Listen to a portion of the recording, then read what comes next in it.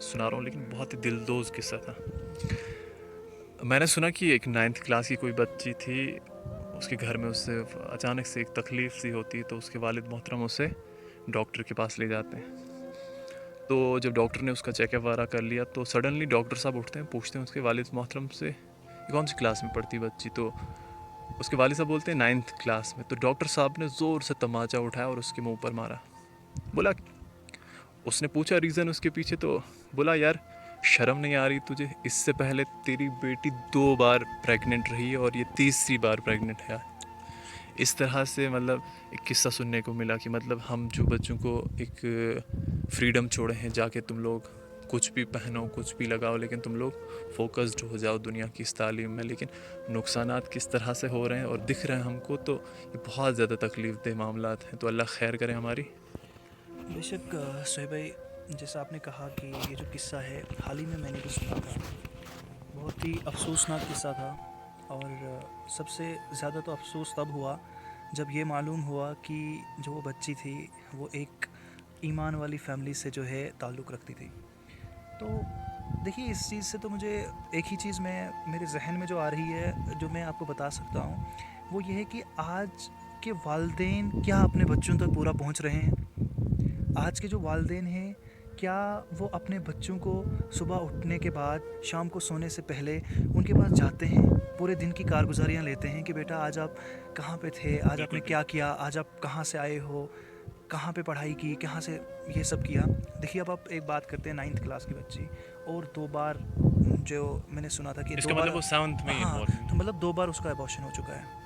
تو یہ تو ایک قصہ ہے. صہیب میں آپ کو ایک بات بتاؤں, حال ہی میں ہماری نزدیکی جگہ پہ, آپ بھی شاید اس بات سے جو ہے آپ کو معلوم ہوگی, ایک اور قصہ آیا تھا کہ 8th کلاس یا 9th کلاس کی بچی وہ بھی 3 مہینے سے پریگننٹ تھی. بالکل بالکل. حال ہی میں مطلب اس چیز کو دیکھ کے اتنا افسوس ہوتا ہے, اتنا دکھ ہوتا ہے کہ آج کے والدین کہاں ہیں, کس غفلت میں جی رہے ہیں.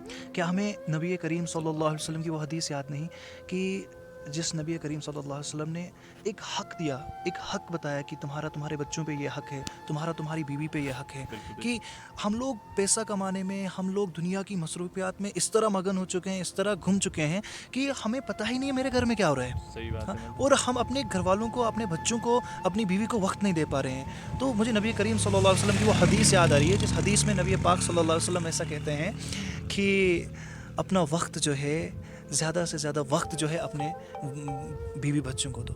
تو اگر آج کے والدین یہ وقت اپنے بیوی بچوں کو دینا شروع کریں, یہ وقت اس حدیث پہ عمل کرنا شروع کریں, تو مجھے نہیں لگتا کہ ہمارے سامنے ایسی شرمناک اور ایسی افسوسناک چیزیں ہوں گی. تو آپ کو ایک چیز نہیں لگ رہا کہ مطلب جس طرح سے پیرنٹس وہ دنیا کی تعلیم کے لیے بچوں کے اوپر مار دھاڑ کر رہے ہیں کہ زبردستی, اگر مان لو ان کو فجر سے پہلے کی کلاس بھی ہوگی, وہ اس میں ان کو بہت زیادہ سیریس نوٹ کرتے ہیں, لیکن اگر ان کو نماز کا کوئی معاملہ ہو تو اس میں وہ لوگ کمپرومائز کرتے ہیں, کیونکہ ہم لوگ بھی اسی تعلیم شعبہ سے جڑے ہیں, ہم بھی بچوں کو پڑھاتے ہیں, اللہ تعالیٰ نے ہم کو بھی اس چیز کی تھوڑی بہت توفیق دی ہے.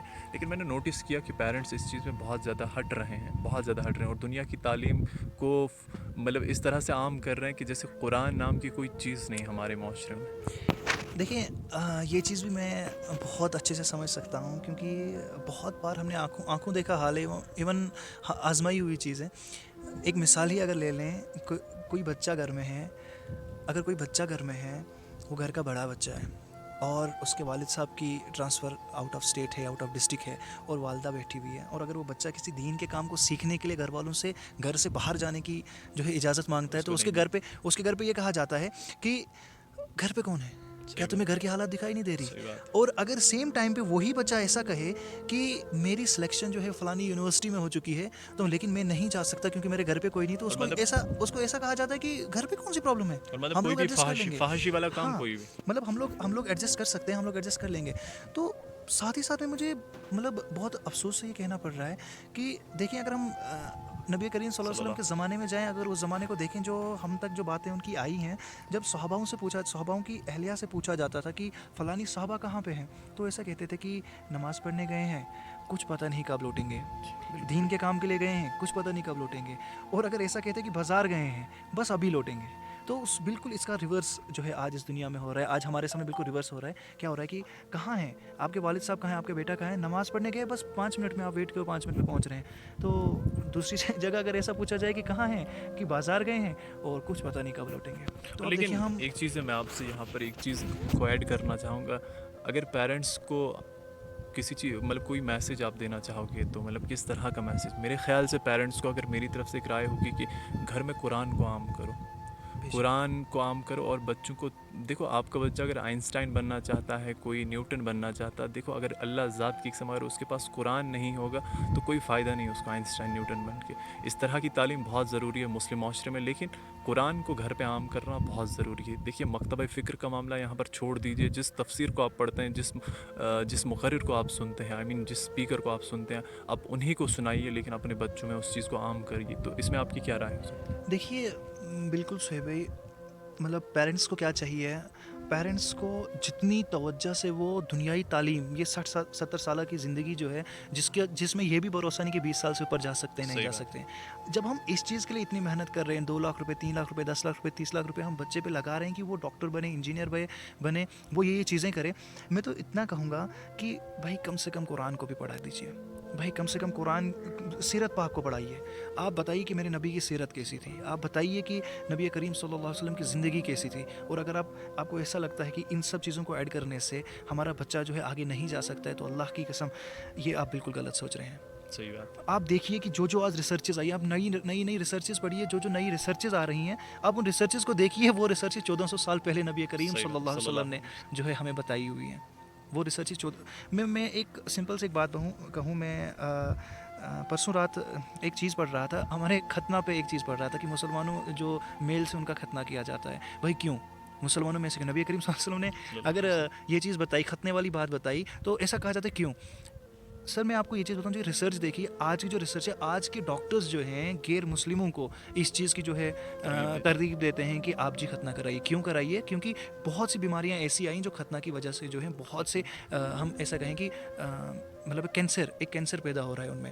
اور تو اب یہی چیزیں بتائیں، جو چیزیں نبی کریم صلی اللہ علیہ وسلم نے 1400 سال پہلے بتائی، وہ چیزیں آج ہم ریسرچ کر رہے ہیں، وہ چیزیں آج سائنس ہمیں بتا رہی ہے. تو اس سے زیادہ ہم کیا ہی کہیں. تو زیادہ سے زیادہ زور جو ہے دین کا دیجیے. بچوں میں دین کا علم زیادہ دیجیے.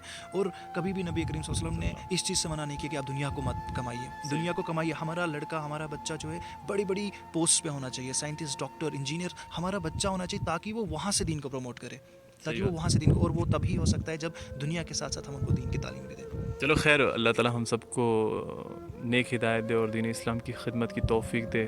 دعا میں یاد رکھیے گا. السلام علیکم.